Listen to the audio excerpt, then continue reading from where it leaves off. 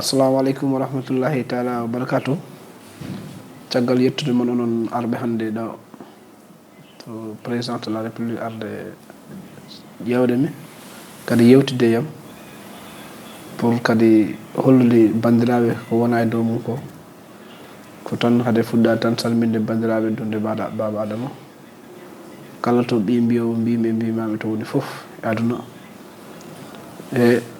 nder sénégal e caggal leydi e rewo e worgo donc ko salminde bandiraɓe kadi e arde ɗo yewtide mumen kadi haalandeɓe hol gonɗo Oumar Sow eyyi ko mbimi ko tan caggal yettude Allah yettude ɓe jinnaɓe yettude laaɗo Allah sallllahu alayhi wa sallam hande ko neɗɗo so jooɗima ɗo tan ko caggal en beelama Allah e koye beelama président de la république son excellence Macky Sall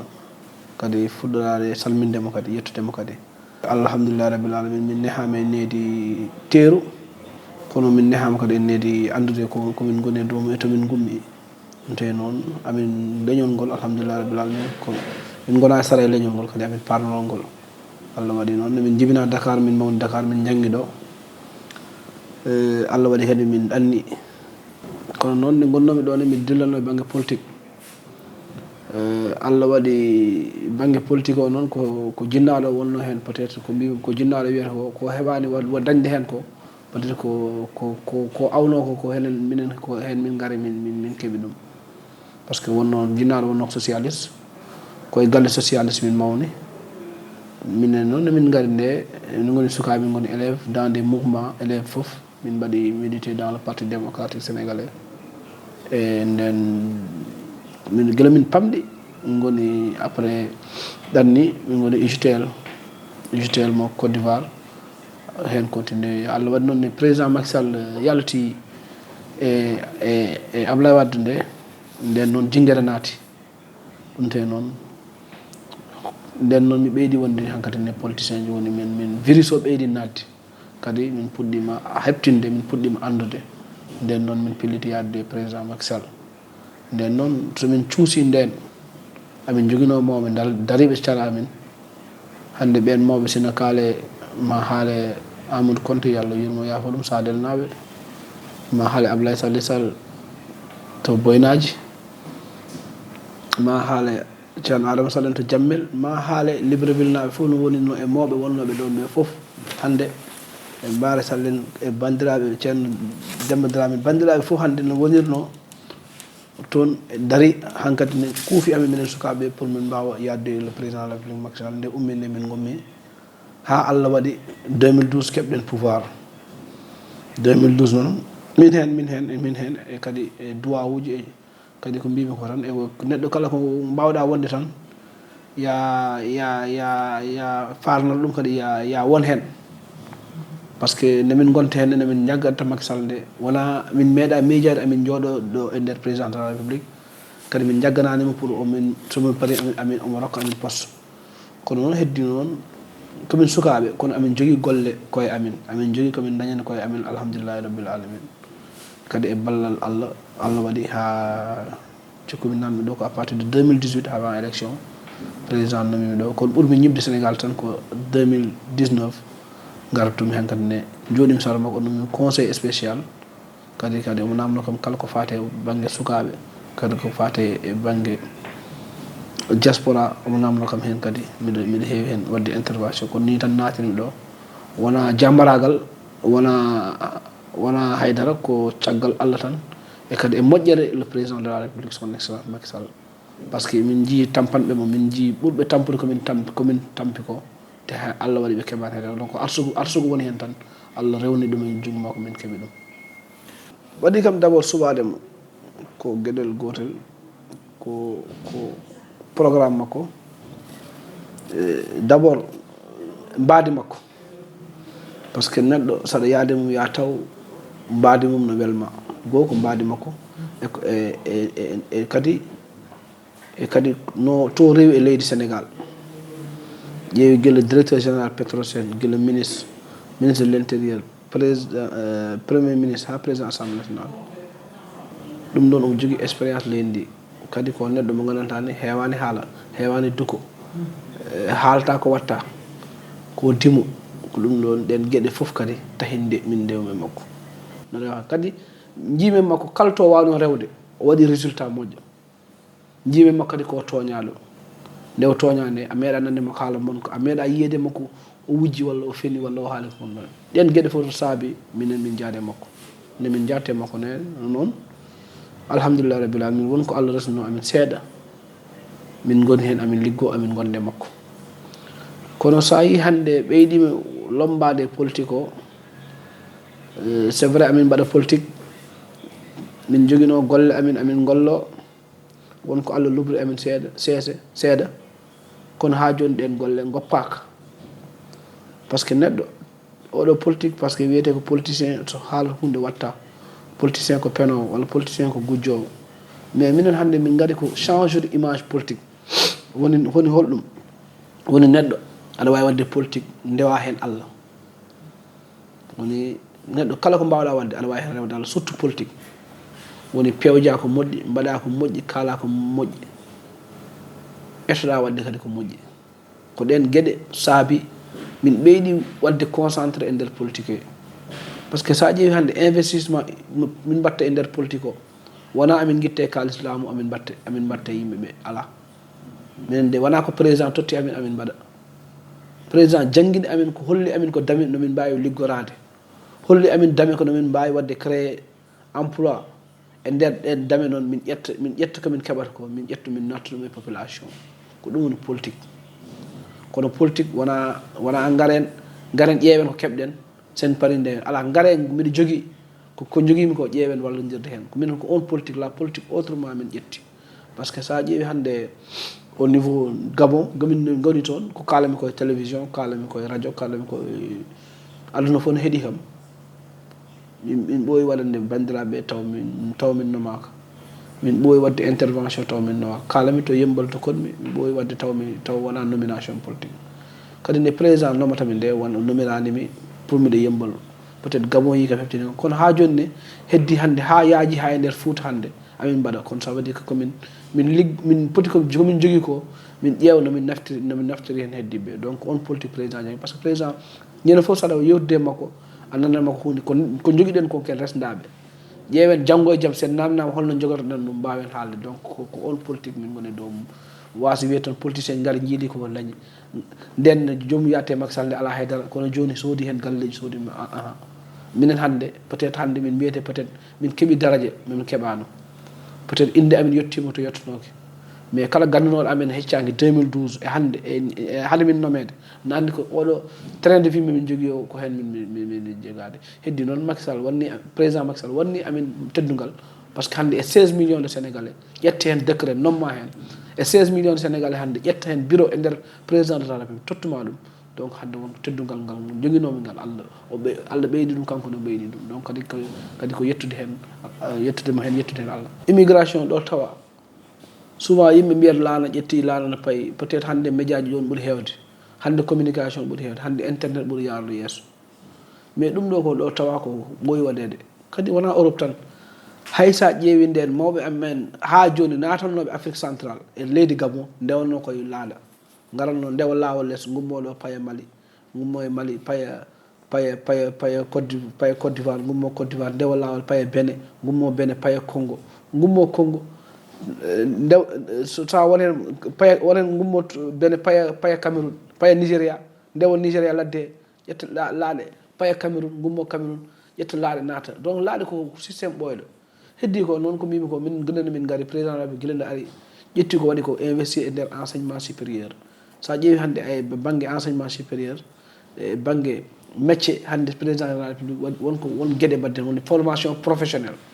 sa ƴeewi par ce que nde min gari nde min ƴewanno nden amin jiyatno sukaɓe kamɓe bac plus 3 walla keɓe jaaha enseignement supérieur jangga tawa ngala meccal ɗum tawi noon sa ƴeewi min mbaɗi waɗi renforcer le fonds men formation professionnelle o waɗi hen renforcer pour jangguina sukaɓe meccal par ce que neɗɗo aɗa wawi hebde bac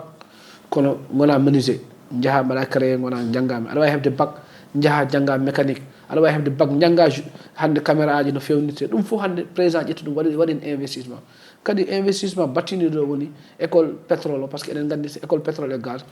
eɗen gandi leydi Sénégal ɗo e duuɓi dewɗi Sénégal wonta ko pays pétrolier hade men ummoyade eɗen yaha caggal leydi eɗen gadda yimɓe pour liggono men sukaɓe men puɗɗima jangguinede e kadi e caggal ɗum formation fof no waɗa président waɗi créé auto emploi par ce que sa ƴeewi état 16 millions sénégalais en ngala hay 400 000 fonctionnaires donc état wawa wadde employé hewɓe état tan wawi wadde employé ko ƴeewa secteur privé o ƴeewa le secteur informel ƴeewa no waɗireɓe financé pour ɓe mbawa heɓ ɓen fof so paari waɗi créé ɓe ganduta mécanisme mbaɗo hono DER pour financement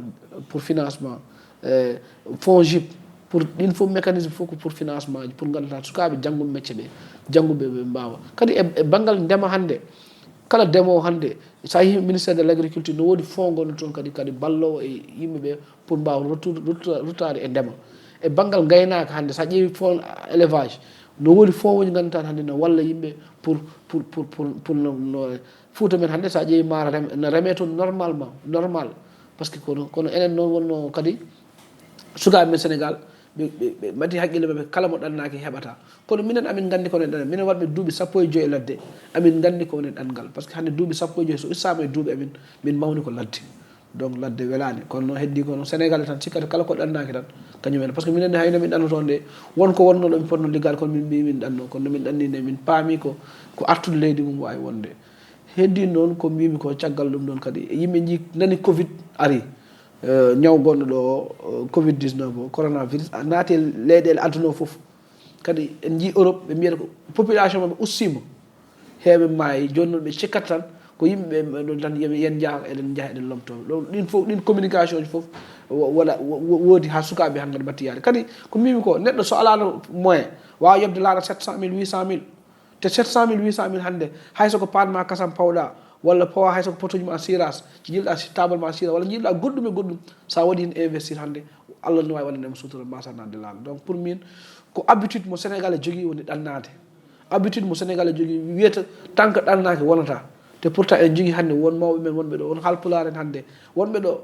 Tahirou Sarr en gonno ko ɗannga caggal leydi hande nen ɗo hande e nder Sénégal ne keɓa teddungal mumen hande ko exemple e nder halpulaar en joguiɓe ɗo teddungal Bocar Samba Dieng ɓe meeɗa ɗannade hande eɓen ɗo eɓen jogui teddugal mabɓe potentiel mo jogui noon sen ligguima ɗo tan en keɓat mbasen ɗannade tawa noon aɗa ɗanno aɗa adda marchandise aɗa ara aɗa yeeya walla aɗa ɗanno waɗa goɗɗo donc ça veut dire que yimɓeɓe ɗanngal ngal ko habitude wonti hankkadi e nder Sénégalais tant que neɗɗo ɗannaki tan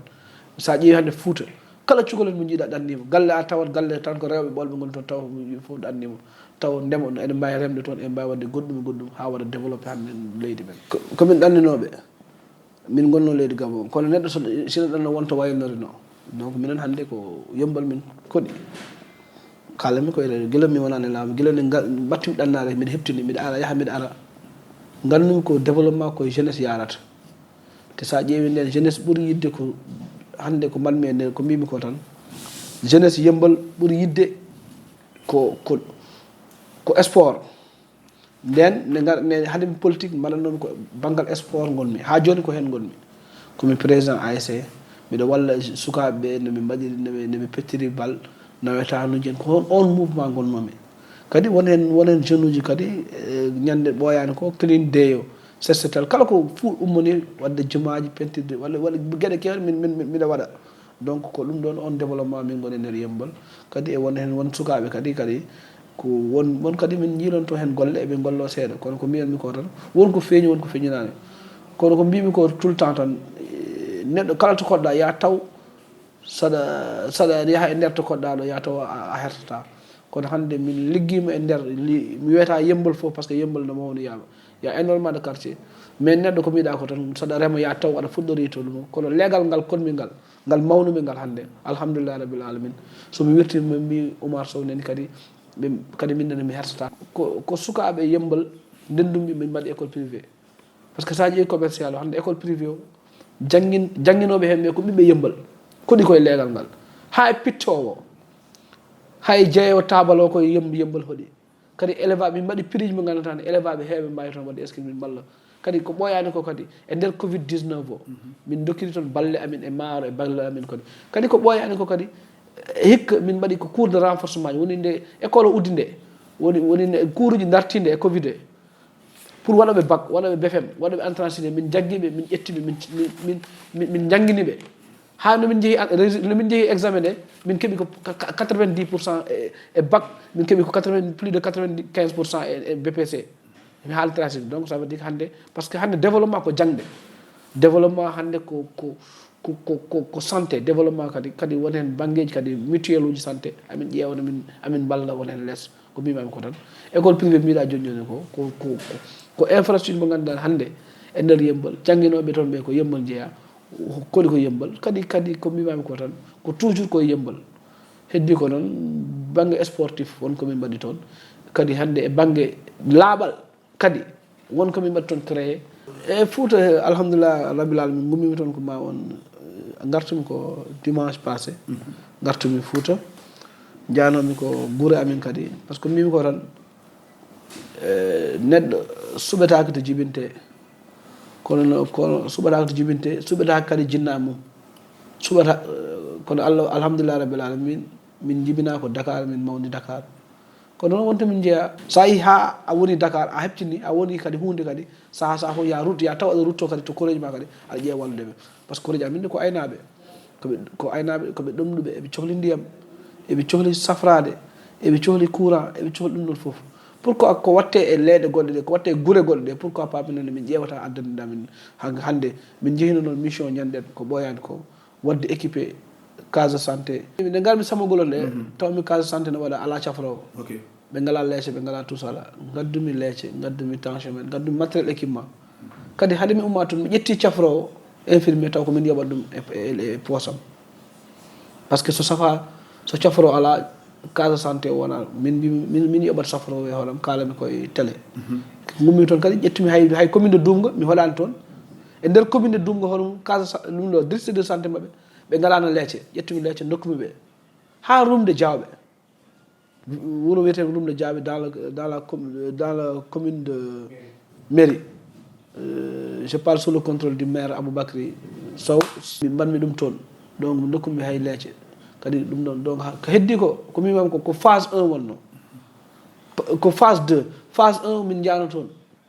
min jii les manquements min jii holko ala toon holko yahata toon kadi e caggal ɗum ne amin kadi e nder wonko waɗa less kadi ko jiiɗa e santé o tan wonko waɗa less e participation wayno par exemple hande jamanu ma he toon min guitti radio ji min dokki guenal ne waɗe toon min guitti participation amin min dokki kadi min jiiɗi ko kala ko watte toon kadi min mbaɗat à partir d'aujourd'hui no min mbaɗirta yembalino min mbaɗirta Fouta ko hunde par ce que ko mbimi ko neɗɗo sa yiiɗi wonde tan yataw wonko mbawanɗa hoore ma sa yiiɗi haalde yimɓe keɗo yataw ko mbaala sa yiiɗi to neɗɗo haali mbiya ɗum a feni yataw wonto pawɗa ɗum a tawa aɗa jogui hirande ma yataw aɗa haari hanki minen noon komin harɓe hanki hande arde président wanni kam ko gueɗel woni nomi kam ɗo kono wanni kam gueɗel peut être rokki kam dame mo gandantane miɗo wawi lijjitoyde WINNDERE